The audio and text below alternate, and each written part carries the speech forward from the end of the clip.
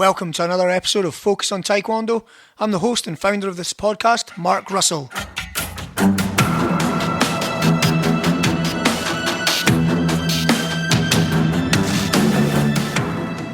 Have you ever wondered what it takes to get your black belt, win a tournament, perfect a poomsae, or defend yourself in the street? Well, here at Focus on Taekwondo, we intend to help you find those answers. We interview top professionals in their field, including masters, athletes and coaches, to give you an insight into what it takes for you to be the best you can be at this modern day, ancient global martial art and sport that is Taekwondo. So today's interview is with Gareth Brown and Paul Green from Today's Taekwondo. The podcast was recorded a few weeks back when they were in India for a seminar. Some of the interview is a little bit hard to hear, but stick with it as it gets better. We'll be chatting about GB Taekwondo, their new role in the US Taekwondo as well. So stay tuned and enjoy the interview. Right, so today's interview is with Paul Green and Gareth Brown from Today's Taekwondo. Hi guys. Hiya. Hello. Hi. So guys, I have to congratulate you on your achievements to date. 300,000 followers on Facebook, the YouTube channel, the website, the downloadable tutorials, and obviously all the medals the athletes you've coached within Team GB have achieved. Yeah, thanks very much. It came as a bit of a surprise to us how quickly it's escalated over social media, the following and the support that we've had from everybody. But yeah, we're really excited about what's happening at the moment. Yeah, I don't think you don't realise what impact you have on people when you put things out, and that the interest that you get. You know, people call us up and want us to do kicks and want us to like wear their uniforms on videos and things like that. It's really good. Excellent, yeah, no, it's great. I love all your videos. I mean, I've got some of them playing in the gym as well for the kids, just to motivate them. So it's really great. We appreciate what you do. Yeah, that's why we wanted to do it. We wanted to give back, to people out there that have been following us and following the success that we've had with the GB athletes. And it just started with something as simple as trying to get a bit of interaction with people and create some kick challenges, which has gone really well. We've had kick challenges coming from right across Europe and even as far as the US as well.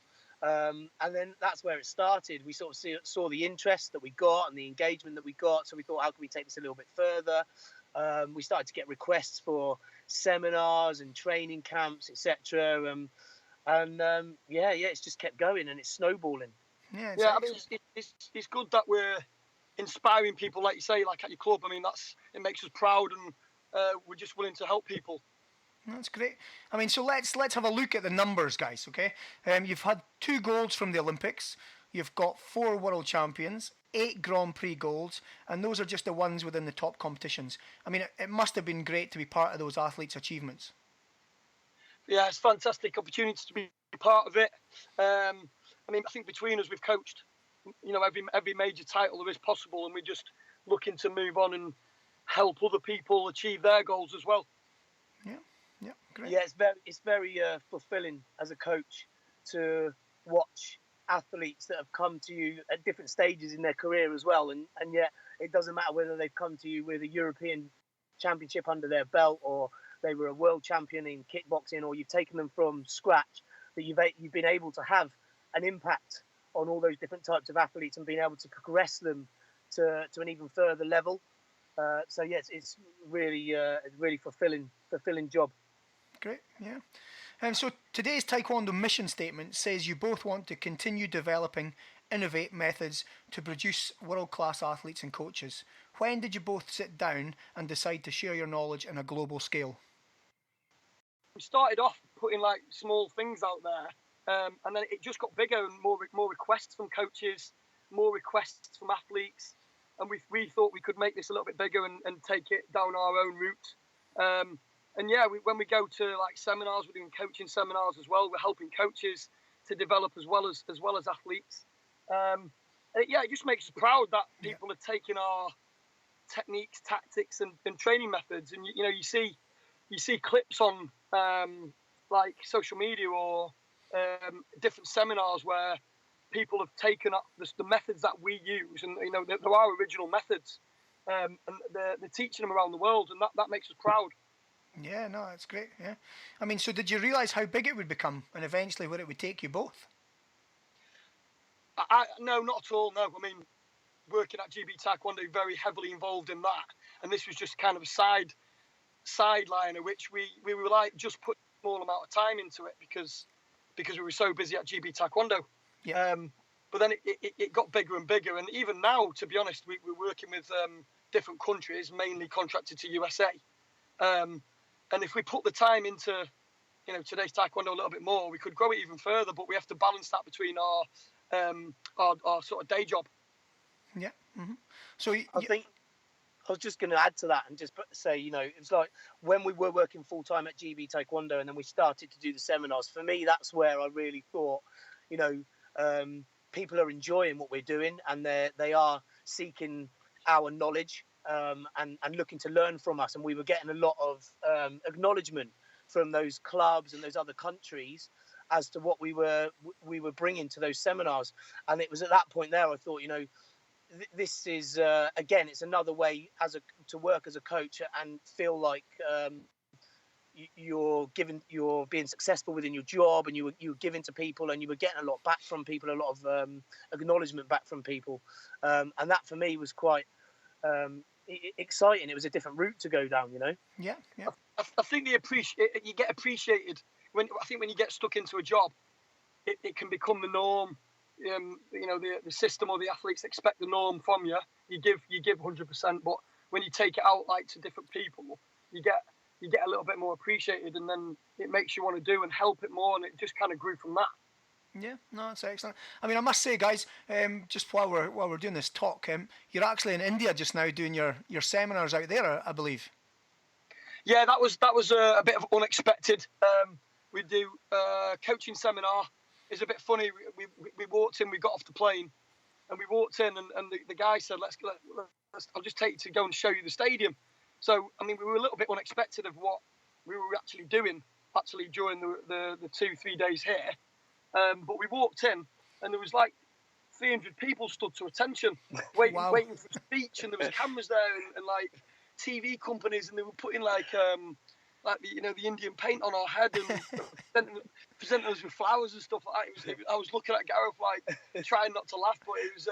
But they really appreciated us, and they're really good people. Yeah, I mean, it's a great country. I mean, yeah. Yeah, it is a great country, yeah, and they're great people. It was a really surreal experience, but they were, very, very respectful of us and what we'd done, and they treated us like, really well, treated us like kings. It was a brilliant experience to go. It was fantastic. We were late turning up as well because there was a cow in the middle of the road, and you're not allowed to move the cow because they're sacred animals. So we were just waiting behind this cow. Yeah, it's a different world. That's great. I'm sure over your next few years you'll have even more stories to tell us about things of all the different countries you go to. I'm sure, Yeah, more than likely. I'm not sure when we're going to go back to India, but we're better prepared for the next time we go than we were this time. Right. Yeah. So, guys, in the BBC Sport website, it states 1 month after you both resigned from Team GB, you had both been recruited by USA Taekwondo. Can you tell our listeners exactly where you guys are going and doing, and more importantly, will today's Taekwondo still be continuing its goal to help others? Yeah, I mean, our current contract with the USA Taekwondo acknowledge the fact that we do today's Taekwondo work. The only conflict at the moment is that we don't coach anyone from another country on the mat. Okay. Other than that, they're very good with us. And we're putting quite a lot of time into the Americans themselves with today's Taekwondo. So they're kind of happy with that. So we're doing grassroots level stuff with them and putting stuff into their club coaches at home because they haven't got a professional system. Okay. So, I mean, in answer to your question, yeah, we are going to still continue to do it. Hopefully we can still grow it, but we still have to manage our day job, which is USA Taekwondo, and what our ambition is to build USA Taekwondo from where they are now, which isn't the best situation they're in at the moment in terms of the medals they get and the quality. So we're trying to build that up but leading into 2028 because they've got the home games. I think it's in LA. Brilliant. That's our goal. 2020 isn't a target for us really. It's more the long-term target of 2028. Brilliant. So what? I think just on that, I think it's worth mentioning. The way that USA Taekwondo should be congratulated really, in the way that they're working with us and managing us and allowing us to continue with today's Taekwondo business as it is. Outside of working for them on a full-time basis, because it's very forward-thinking, it's very open-minded. They're actually using it for their own gain as well, and encouraging us and promoting us around the US and getting out to their schools out there and the clubs out there to try and educate the coaches who are working with those grassroots level athletes. Brilliant. Yeah, no, that's great. I mean, it's so what exactly is your job title out there then? Well, I'm a coaching director for USA Taekwondo. Excellent. Yeah, we're both coaching directors for USA Taekwondo, so we still have to sort of answer to our PD, which is May Spence, and then we've got Steve McNally, who's the chairman of USA Taekwondo as well. But we're kind of like the head of coaching, so we're getting a lot of input into what changes can happen in USA Taekwondo in terms of the structure, the selection, how they should be training and moving forward, hopefully getting into a full-time program. That's great. I mean, you guys have got so much experience. So, I mean, I think the best thing that USA have done is allowed you to be you guys, and it's free for you to start and get everything going. So, yeah, I'm looking forward to seeing the results, guys. Yeah, I mean, our hands are tied to a degree with certain rules and stipulations that are in place, but they're listening to us on our experience or what experience we have. But at the moment, yeah, I mean, the way they do their team selection is kind of based on winning a team trials, which is basically what GB did like 10, 15 years ago. So, and they haven't got a full-time program, so they're behind Great Britain by about 10 to 15 years. And it's up to us to try and get them up to scratch by 2028. And the main things we want to do is look at how the team is selected, so we're getting consistent performance at G-level events where they're competing against different styles, like the Russians, the Iranians. We want to try and get them into a full-time program, because basically they're at club level. Yeah.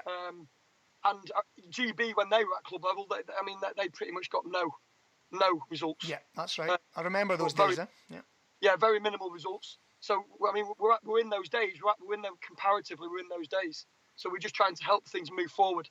Well, I think if anybody can do it, you guys can do it. Yeah, fingers crossed. Yeah, we'll see. Hopefully the performances will talk for themselves over the next 2 to 3 years. Yeah, brilliant. So, guys, we need to chat about your YouTube channel. I've watched them all. The content is impressive. I love them. I like how you just hold nothing back. You demonstrate it, you explain it to great detail, and then you show elite athletes also training it. It's a great way to improve as coaches by giving out everything. I'm sure it keeps you evolving and improving.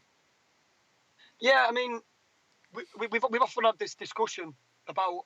I mean, even people say to us, "Why are you giving your methods out?"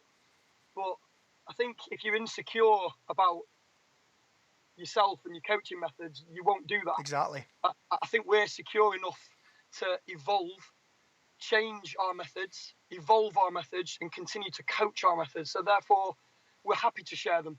And yeah, the YouTube channel is just a mix of like different kicking videos, seminars, and some tutorials that me and Gareth both do. And we were getting more requests for tutorials, so we put a couple of a few free ones on YouTube, and then we've got a website where you can purchase, like, just for a small fee, you can purchase different tutorials, and all of them are relevant and modern to different methods in Taekwondo at the moment. So like we will have a leg control tutorial, we'll have a back shots tutorial, different ones which are relevant in today's game, so people can look and see how and what we're looking for in those tutorials. Yeah, no, great. I mean, I've seen those tutorials on the website. I mean, they're great. And they are, like you say, they're very reasonably priced. So I'll probably pick up a few of those myself, to be honest. Good man. Yeah, good man, yeah. Get as many as you want. Yeah, that's it. Okay. So you both have, you must have seen so many changes in the sport of Taekwondo. Do you still use methods learned back when you were competing, or has it all evolved so much it's completely new set of skills and drills?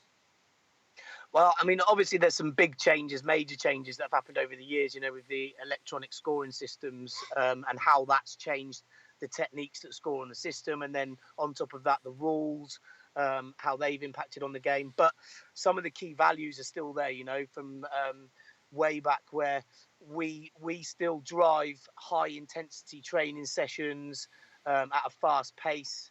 We still drive that competitiveness within training sessions. And for us, pressure, we still, to create pressure from a coach's perspective, we expect the athletes to create pressure on each other. And I think those date back to day dot. Yeah. Okay. Yeah, I think our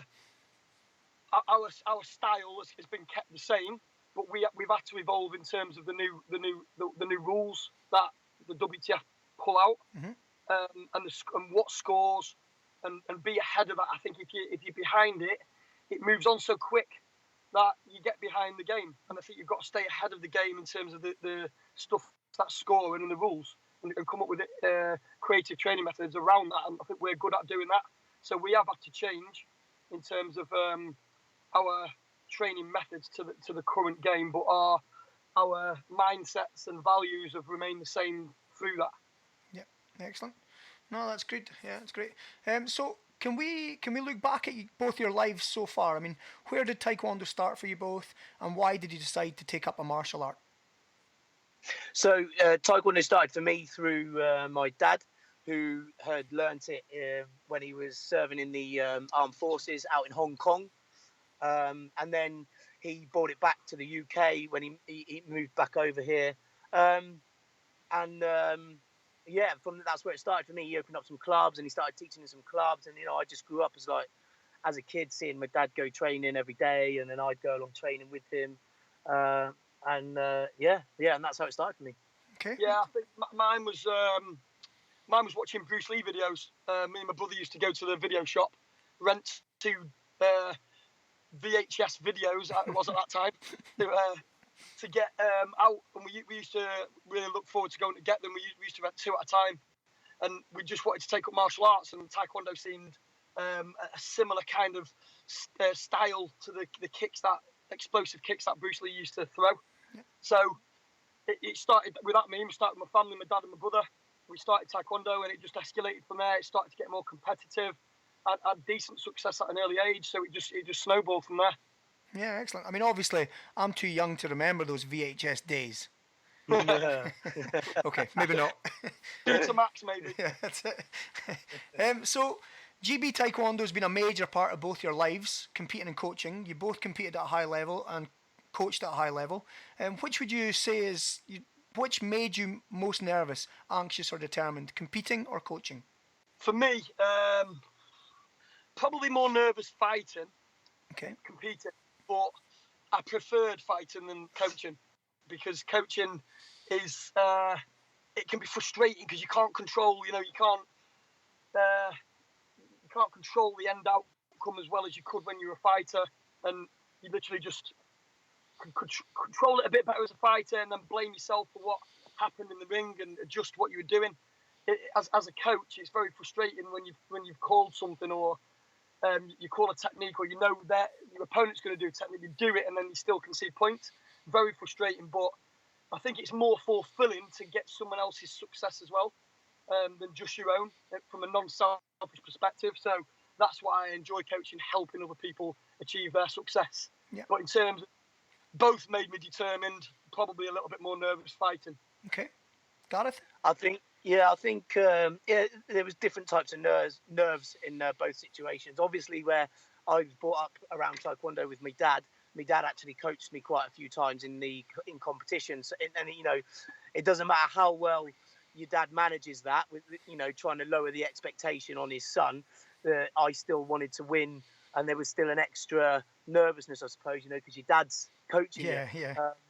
And then from the coaching perspective, the nerves are there because of the time and the work that you put in with these athletes, these young athletes, and you can see the passion and the hunger and the desire in some of these young athletes, and So there's an element of anxiety there because you want it so badly for them. Yeah. And in some cases, I'm sure there's been times where I've wanted it more than they've actually wanted it. But yeah, so it's a different type of anxiety, a different type of nerves. I couldn't say that one outweighs the other. Okay. Yeah. No, that's a good answer. Yeah. So you don't need to say anything here, but I know after speaking to some of the GB Taekwondo guys, you're missed. You have both been a major part of the success GB has had and is continuing to have. Yeah, I think we've left a good legacy at GB Taekwondo now. They're one of the best teams in the world, and we're both proud that we helped create that. And I miss the girls that I coached. I came away from coaching. I only looked after 3 of them, as Rachel, Bianca, and Lauren in the end. And I really miss coaching those girls. But unfortunately, it was time for me to move on. Yeah, I'm a little bit different to Paul. My situation was a bit different. I miss working with those high performance athletes. You know, the girls and the males that I worked with towards the end as well. And in that male pod, you know, I had some great fun working with the likes of Mohammed Cho and Lutalo. You know, lots of fun in there as I did with the girls. But it was a bit more difficult for me to build relationships that lasted because I was moved quite a lot. You know, at one point I was a coach in that program, and I was managing, I think, somewhere up to 9 athletes that had come through fighting chance, Wow. through the development pathway. You know, and on a ratio, I was told it was going to be a coach to 5 athletes at maximum. So it was difficult, and there was athletes being moved from me, and then athletes being moved from other coaches over to me because they weren't having success within their development or within their performances. So there was a lot of chops and changes in the groups of athletes I was working with. And then unfortunately, it just got to a point where, I was having, some success with the likes of Charlie and Lauren at junior level. And then I was having, success in G-class events with some of the males as well. But unfortunately, I was just, led a few false promises time and time again, and told things were going to happen and things were going to change. And I never actually got any real stability in my role within GB Taekwondo. So for me, it was just time for me to listen to some other offers that were coming onto the table, and for me to go my separate ways from GB Taekwondo. But one of the other key factors for me was that I'd obviously built a very close working relationship with Paul at the time, and we were having some great success.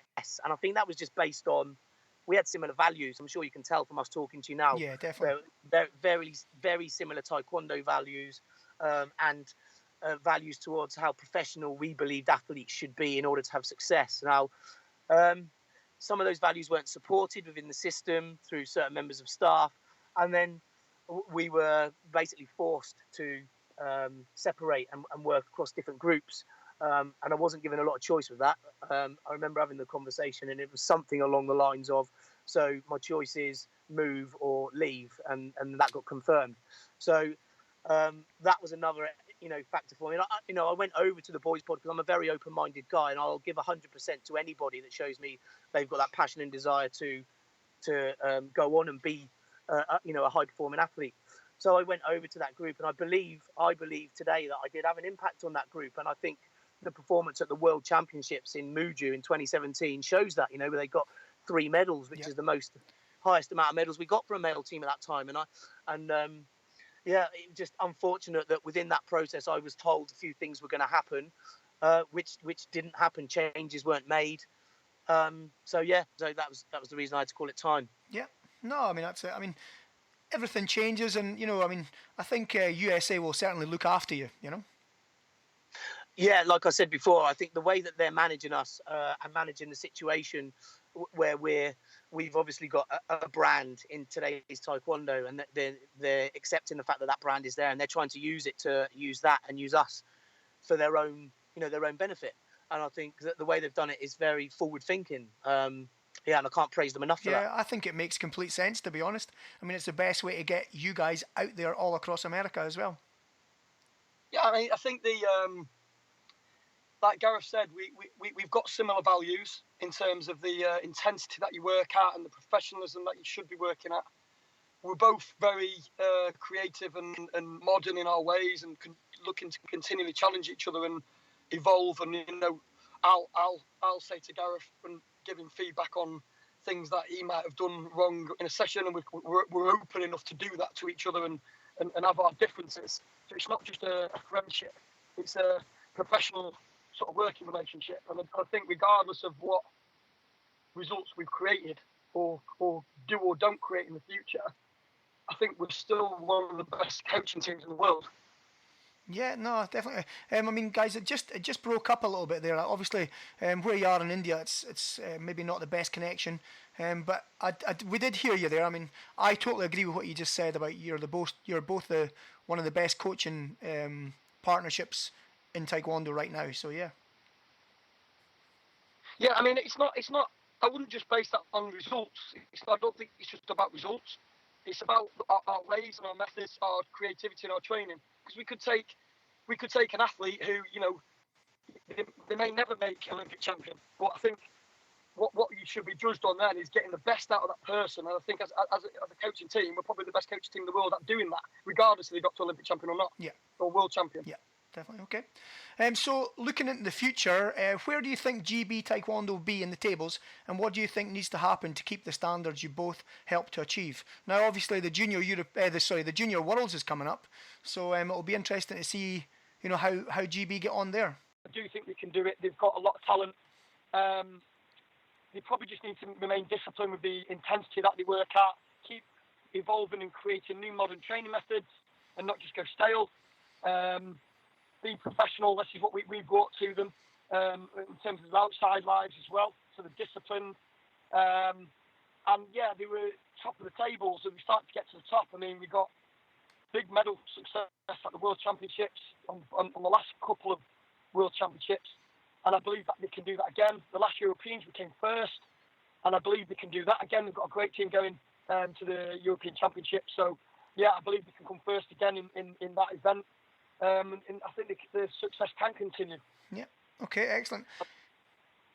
I think just adding on to that, I think it'll be interesting to see how the male team progress, because you've got the likes of Lutalo, who's probably pushing for Tokyo 2020, and then I'm not sure what he'll do after that, how long he'll go for after that, and the likes of Mohammed Cho.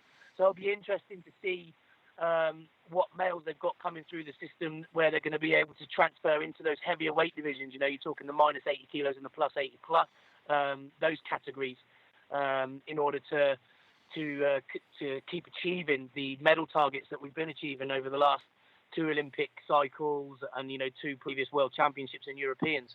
I think there's definitely some male potential. There's big potential in the minus 68, minus 63 categories. But it's those other categories. I'm interested to see how the development system, the pathway system can progress the talent that I think GB will need in order to sustain the level of success that they've been having. Yeah. Yeah. Okay. Yeah, because a lot of those guys in the heavier weights, are they quite old now, or? I think, you know, definitely Tokyo's obviously a massive objective for them. But after that, I'm not sure anybody can make that decision other than the athletes themselves, you know. Yeah. But it will be interesting to see what does happen. Yeah. Okay. That's cool. So guys, I mean, what is the long-term goal for Paul Green and Gareth Brown? I mean, where do you see yourselves in 5 to 10 years? Does your own training centre come into it, or do you want to be the coaches that the countries come running to when the medal counts get low? Yeah, I think we ultimately, at the moment, we're contracted to the US, who can be doing better than they're doing. So we're kind of already doing that at the moment, and we want to do that. We want to help them.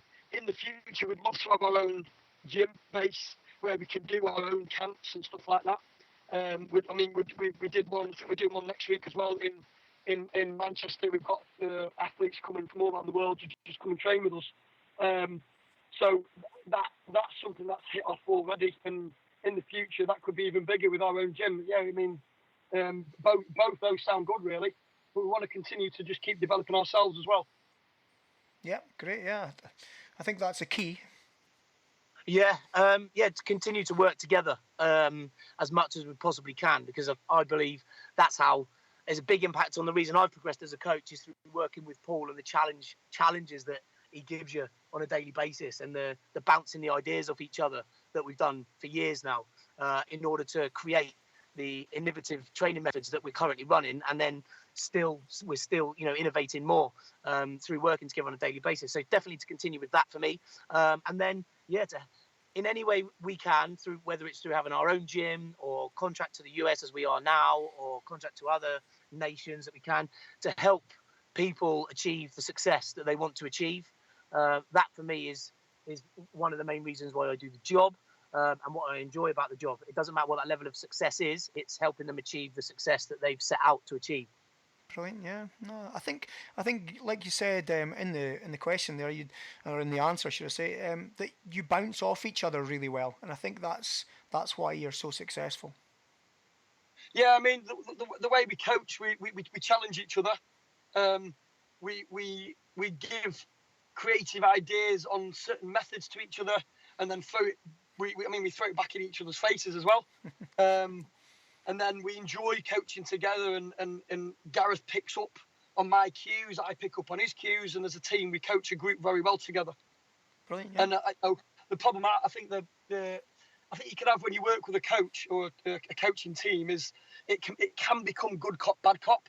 And in our case we're both bad cops or both good cops. So yeah. That helps us a lot get our message across to athletes, because we've got nowhere to go with what we're saying, and I think that's another impact on why I'm successful.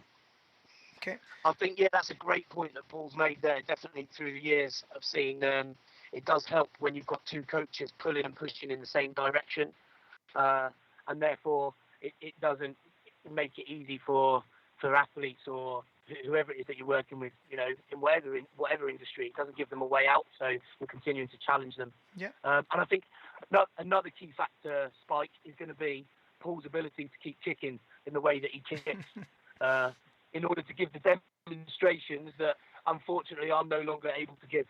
Yeah. Well, I'm starting to get a little bit older, so I'm throughout my age, I'm starting to get Gareth to use the athletes as an example a little bit more now.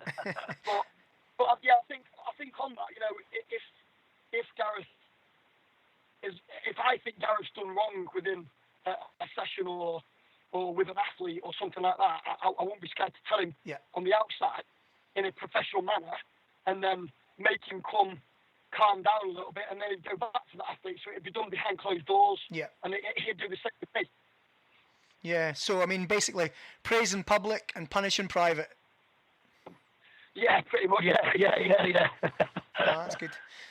Paul, I think one thing that you should do for definite is insure those legs. Yeah, I thought you were going to say fight in the next World Cup. Well, there is that as well, obviously. I'll have to add it to my house insurance. Yeah, definitely. Okay. So, what is each of your proudest moments, guys? It's a good question. I've had, obviously, a lot of proud moments within Taekwondo, coaching the likes of Charlie Maddock and Lauren Williams to major medals. But I suppose going back to one of the key messages I've given throughout this interview is that I get fulfillment from seeing people achieve a level of success and being part of that success over the journey. For me, it would be working with the likes of Georgia Barnes, who I started working with at a very early stage in my coaching career, and I believe she was probably around the age of 10 years old, and helping her through a long journey over the years and the ups and downs that go with being a Taekwondo athlete, as every Taekwondo athlete can relate to that's achieved anything at any level. Just helping her come through and achieve her, some of her goals along the way. She was a junior European champion. She was, multiple times G-class medalist at G1, G2, and it started from, a gym that her dad had built in the bottom of his garden. It wasn't really a gym, it was just a space in the bottom of his garden. And, in the winter, it'd be iced up on the inside, but she'd be dedicated down there. And it spurs you along as a coach when you see, a kid of that age with that hunger and desire that's down there training in that cold. And, for me, that's one of my proudest moments, working with her and seeing her. Yeah, I think the proudest moment is such a hard question, because there's a lot of proudest moments in my career in terms of the fighting and coaching. But I think probably taking the girls' team from nothing to like one of the best teams in the world, specifically with people like Lauren Williams, who you help see through that journey. She's an immense fighter, and she was a kickboxer and winning nothing. And Rachel Booth, she was losing to juniors when she came in, and it's seeing that journey from there. She got in the end. I mean, she got world bronze medal and bronze medals at the Grand Prix. I'm sure she'll continue to do more. So I think those are the kind of like the proudest moments, because they're from nothing, unexpected results, which they came from another style. They both had good X factors, but they didn't know the sport. So it's teaching them from scratch, because it's too easy for a coach to sit in a talented athlete player chair and win something. You don't feel as proud about it, because maybe they're already talented or they're already good. But I think seeing the journey through, and seeing the journey with Gareth through to that girls squad, getting it to one of the best in the world, was one of my proudest moments. No, that's great. Yeah, I mean it's really very humble of you both, to be honest. I mean, both of your answers have all been about other people, so helping other people. So I mean that says a lot about you both. Yeah, I mean, coaching is a very, very selfless act, and even though obviously the results as a player, you'll go with you forever in your life, but helping other people to achieve their dreams is a lot more. It can be a lot more rewarding. Yeah, no, great. So, what advice do you have for any up-and-coming athletes and also coaches looking to make a difference? I think download the tutorials. Yeah. I think for both of them, get on the website, download the tutorials, and get them into your club sessions as regularly as you can. No, I think it's about setting yourself some objectives, like achievable objectives along your journey, whether that's through coaching and you're setting yourself objectives with your athletes individually, or as an athlete setting yourself some achievable performance related objectives. It's not necessarily about winning, losing, or it's not that way driven. It's more along the lines of the techniques, developing your techniques, being able to apply them in different situations against different styles, and then similar with a coach as well. It could be within an athlete's performance, but it could be about you personally and how you're communicating with those athletes and able to get your message across. Okay. Yeah, I think my advice would be to have a plan.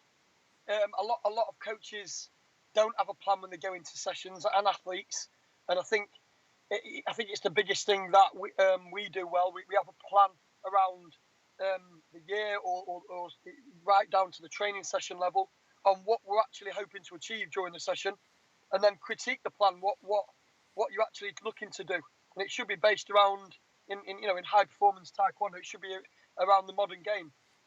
In terms of what you're practicing, it should be evolving ahead of the game as best you can, or with the current things that are scoring. And my advice would just be to have variation around Taekwondo, so if the game changes in the future, that you can move with it quicker. Yeah.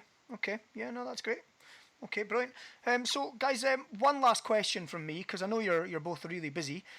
What is it that makes Taekwondo different to other martial arts, and how would you describe what it takes to become a black belt, or to be a black belt, should I say?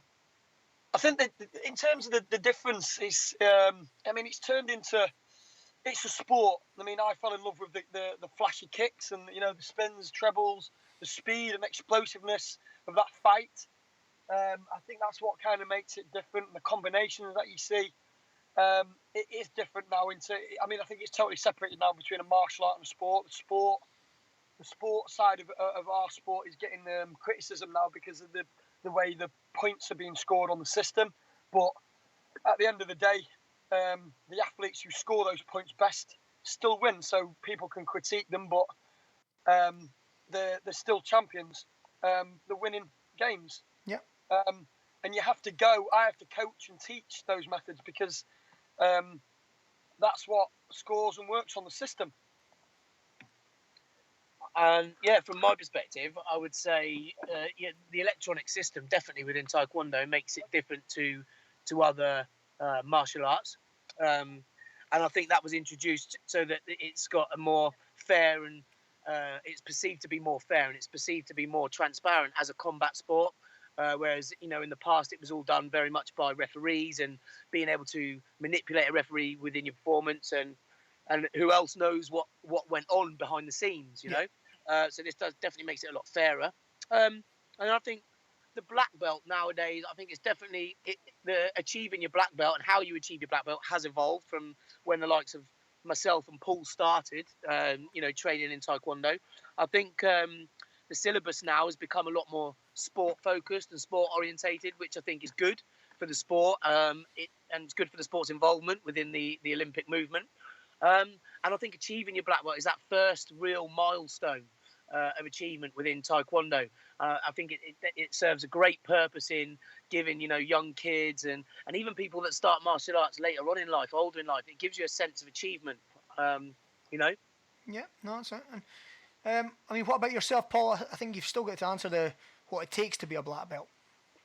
For me, yeah, I mean, everybody wants to start the Taekwondo and get into that black belt stage, and I think it just takes a lot of discipline. Yeah. Because you've got to follow a process, you've got to follow a structure, and some people want to rush it, and some people don't stick it to wait till that time it comes. But it takes a lot of discipline, regardless of whether you go down the Pumse or the fighting route.